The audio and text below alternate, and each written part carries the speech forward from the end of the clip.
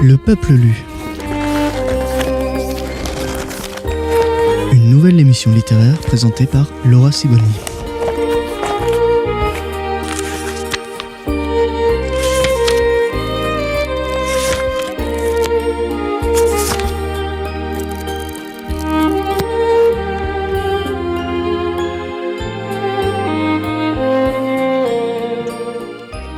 Bonjour et bienvenue dans Le Peuple lu, le rendez-vous littéraire qui met en lumière les écrivains juifs du XXe siècle. Pourquoi ? Parce que déjà être écrivain c'est pas facile, être juif au XXe siècle c'est pas folichon non plus, mais alors être écrivain juif au XXe siècle c'est le creuset sous haute pression de toutes les misères, les angoisses, les déceptions. S'il est vrai que les plus désespérés sont les chants les plus beaux, c'est probablement là qu'on les trouvera.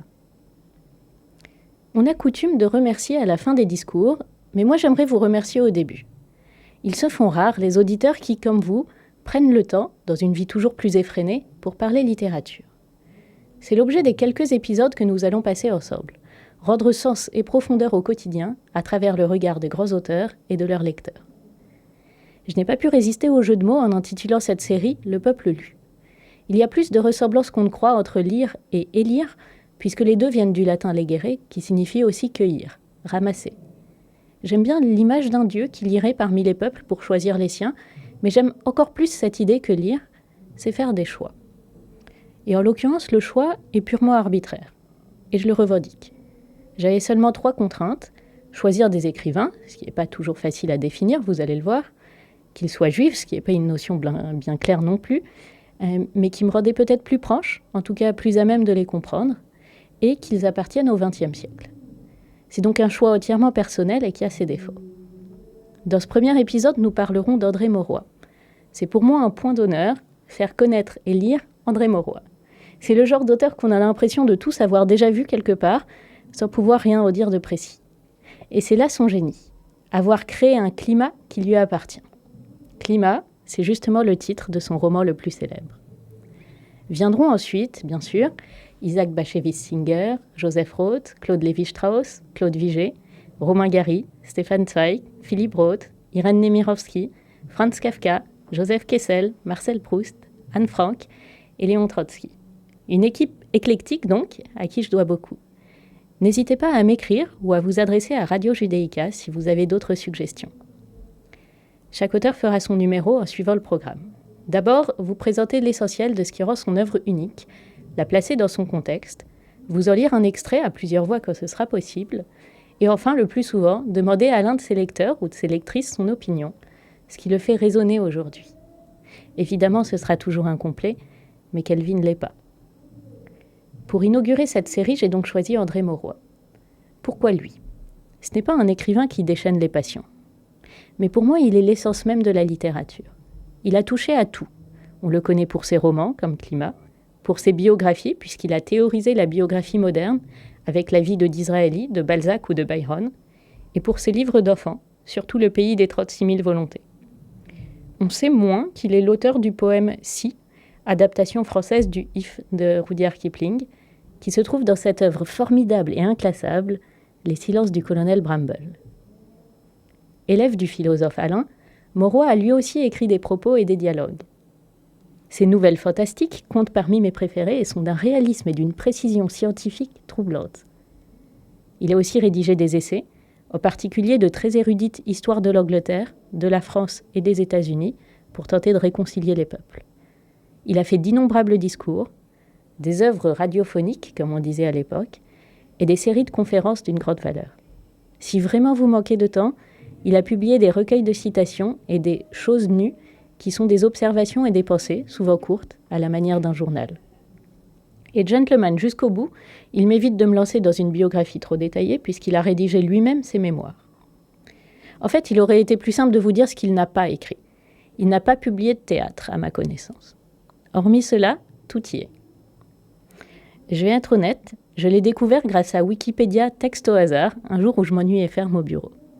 Je suis tombée sur un texte qui ne s'apparente à rien, une petite fantaisie de Maurois, qui s'intitule « Les bourgeois de Witzheim ». C'est une peinture, où l'humour n'est jamais forcé ou caustique, de l'Alsace de l'entre-deux-guerres. C'est adorable. Maurois se révèle beaucoup dans ses descriptions à la fois drôles et fines, et toujours bienveillantes. le meilleur de l'esprit français, relevé par un je ne sais quoi britannique. C'est le Mauroy du colonel Bramble qui peint des personnages comme s'ils étaient des amis. Il est tellement bon dans la description et la biographie que ça en devient dangereux. En le lisant, on comprend l'inceste de Byron. On déprime à la mort de Shelley. On a presque envie d'aller consoler le Kaiser. C'est fait sans naïveté, par son art de construire les personnages au fil du livre. Ce ne sont pas des blocs de caractères. On voit avec eux ce qu'ils découvrent, on ressent ce qu'ils vivent. Mauroy montre l'homme derrière le personnage de livre d'histoire. Et il sait trouver et exprimer cette mélodie qui est propre à chaque vie humaine. Je vous avoue que j'ai pleuré à la fin de Disraeli, et franchement, il faut y aller pour faire pleurer quelqu'un sur le sort d'un Premier ministre conservateur de la reine Victoria. En somme, Mauroy, c'est comme la pâte de Savoie que faisait ma grand-mère. Si la comparaison n'est pas claire, ça veut dire que c'est simple, c'est bon, ça n'a pas de prétention. C'est un miracle d'équilibre à travers lequel on devine une personnalité, quelqu'un de tendre et de généreux. Ce qu'il y a de remarquable chez Mauroy, c'est cet équilibre. Il sait être léger et il sait être grave, mais toujours avec sincérité et modestie. Ce que son successeur à l'Académie française résumera, un homme fin, mesuré, sensible. Il renonce à l'éclat pour la lumière. En tout cas, il n'y a pas d'ombre dans son œuvre. Il s'analyse toujours avec lucidité. De ses romans, il dit « Le colonel Bramble, c'était un effort pour faire comprendre aux Français l'âme anglaise, aux Anglais l'âme française. Bernard Quesnay, un effort pour montrer que du côté ouvrier comme du côté patronal, on peut trouver de la bonne foi. Climat, un effort pour représenter avec équité le point de vue de la femme et celui de l'homme dans le couple. Le cercle de famille, un effort pour réconcilier les générations. Ce qui est curieux, c'est qu'avec tous ces efforts, dans le monde de cannibale qu'est la littérature en plein XXe siècle, et André Mauroy a combattu lors des 2 guerres mondiales, il ne se soit pas fait un ennemi. Ce n'est pas manque de courage. André Mauroy, de son nom de naissance Émile Salomon Wilhelm Herzog, est né dans une famille juive d'origine alsacienne en 1885. C'est vraiment ce qu'on appelle manquer de chance.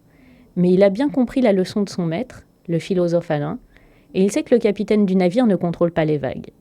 Après l'annexion de l'Alsace en 1870, sa famille a déménagé son usine de draps, avec ses 400 ouvriers, de Bischwiller à Elbeuf, en Normandie. Sous le nom de Pont de l'Eure, ce village deviendra le décor de plusieurs de ses romans. Au lycée, il suit les cours d'Alain, avec qui il gardera une étroite amitié jusqu'à sa mort, qui lui donne le goût de la clarté et de la mesure. Pour son premier cours, Alain avait écrit au tableau « Aller à la vérité de toute son âme ». Mauroy en fera sa devise. Malgré de grandes facilités et une vocation précoce, il voudra connaître le monde ouvrier et entrera, après son service militaire, dans l'usine de draps familiale. En 1914, il a 20 ans et vient d'épouser une femme charmante et mystérieuse, sa sylphide, Jeanne Woda de Simkiewicz. Mais il doit rejoindre sa division et se retrouve bientôt interprète pour une armée anglaise dont on ne sait si elle viendra. Elle viendra et scellera le destin de Mauroy. Il se prend d'amitié pour ce peuple dont il dira en exergue de Bramble « Les hommes se détestent, les Anglais s'ignorent ». De ces notes, il tirera un charmant petit livre qu'on ne peut pas vraiment appeler un roman, autour du personnage d'Aurel qui lui ressemble comme un frère. L'armée lui impose de le publier sous pseudonyme, il choisit le prénom d'un cousin mort au combat et le nom de la ville où il est en garnison. André Mauroy est né. C'est un grand succès. La suite ne sera pas aussi heureuse. Ni Ange ni Bête et sa vie de Shelley auront peu de public. En 1924, il perd sa femme. Certains disent des suites d'un avortement clandestin. Mauroy en est très affecté. Leur courte histoire lui inspirera Climat. S'il donne tant au lecteur l'impression d'être un ami, c'est aussi qu'il est transparent même dans ses fictions sur lui, sur ce qu'il y a d'essentiel dans une personnalité. De ses doutes et de ses difficultés comme chef d'entreprise, il tirera le magistral Bernard Quesnay. Puis vient la deuxième femme de sa vie, une salonnière, Madame de Cavaillé, qui a connu dans son enfance Marcel Proust et Anatole France.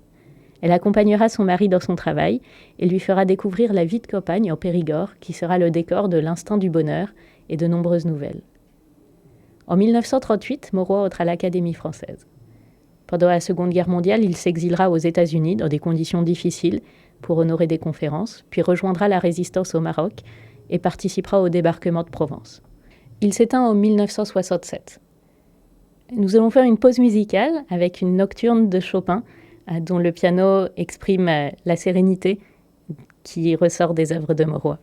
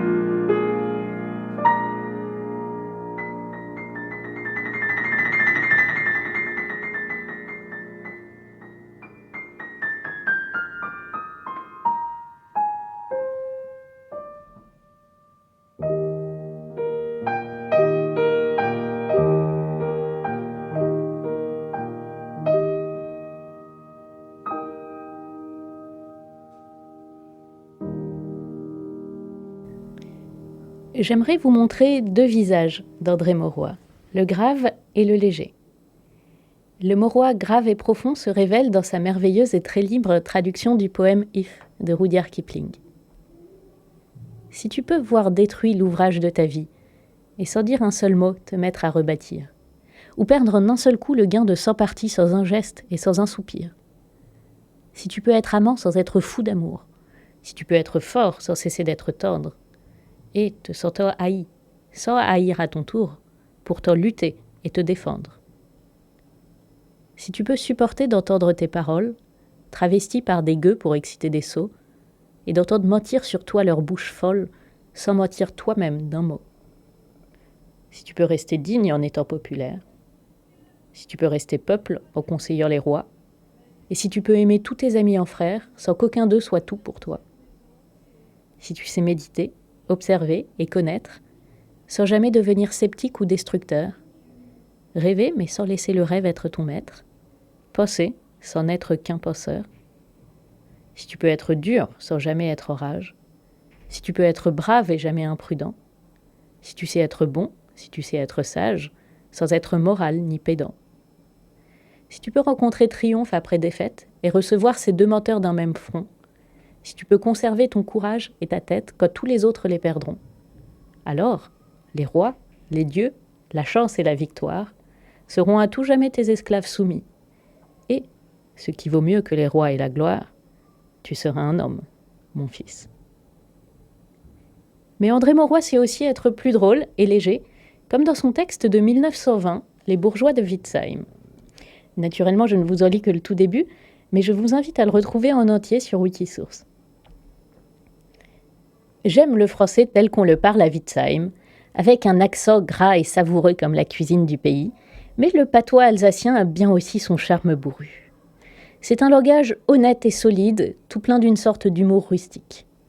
La solennité de la phrase allemande, si rigide dans sa charpente, fait place ici à la bonhomie des grognements familiers. L'allemand dit « ja », l'alsacien dit « jo ». « Ja » est net, tranchant, affirmatif. « Jo » est traînant, ironique, dubitatif. Tout est là, et vous pouvez aller de Bischwiller à Mulhouse si vous prononcez « jo » comme il faut. Les mots français, semés dans la phrase alsacienne comme des truffes dans un pâté, retrouvent parfois dans ce terrain nouveau un parfum évaporé. Alors que chez nous, nom d'une pipe est sans force, le nom de pipe de mon ami Deck est encore un brillant juron. Sur la place d'Armes de Witzheim, entre le restaurant Au Canon et le restaurant Au Saumon, je sonne à la porte de sa maison enveloppée d'un toit aux pèlerines et coiffée de tuiles imbriquées que percent des mansardes en gradin. « Nom de pipe !» s'écrie-t-il en m'apercevant. « Joséphine, suis-le, vends ces surprises !» Et pour la suite, donc, suspense. Voyez vous-même. Moi, je n'ai pas résisté. Pour mon dernier anniversaire, je me suis offert les œuvres complètes de Maurois. 16 kilos. Je suis ravie. La seule chose qui ternit un peu mon bonheur, c'est de ne pas pouvoir le partager. Maurois est généralement oublié en France. On le confond quelquefois avec Mauriac, Morand, Monterland, et en effet, les 4 auteurs étaient assez proches par leur sujet. On les surnommait les 4 mousquetaires, les 4 M de Grasset. La ressemblance s'arrête là. Je me souviens d'un professeur de français qui disait de Maurois qu'il était un auteur à dicter, mais je trouve que pour celui qui revendiquait lui-même une plume d'instituteur, c'est un compliment. Le meilleur juge de Maurois reste lui-même. Il se résume dans la préface de Climat. Une étudiante italienne dans une thèse de doctorat a écrit « L'œuvre de Maurois est née de l'opposition entre un pessimisme intellectuel et un optimisme sentimental. » Il me semble que cela aussi est juste. Mes romans, la plupart, finissent assez mal, tantôt dans l'échec, tantôt dans la résignation, souvent dans la mort. Car je ne crois pas que la vie soit un mal sans remède. Le roman, comme le théâtre, purge les passions, non par une leçon de morale, mais par un spectacle. On voit dans cette citation les 2 visages de Maurois, le grave et le léger, et puis cette idée que le roman est d'abord un récit et un spectacle. Nous en reparlerons au prochain épisode avec un autre auteur alsacien du XXe siècle, lui aussi originaire de Bischwiller, Claude Vigée. Je vous remercie beaucoup pour votre attention et je vous retrouve la semaine prochaine pour le prochain épisode. Au revoir.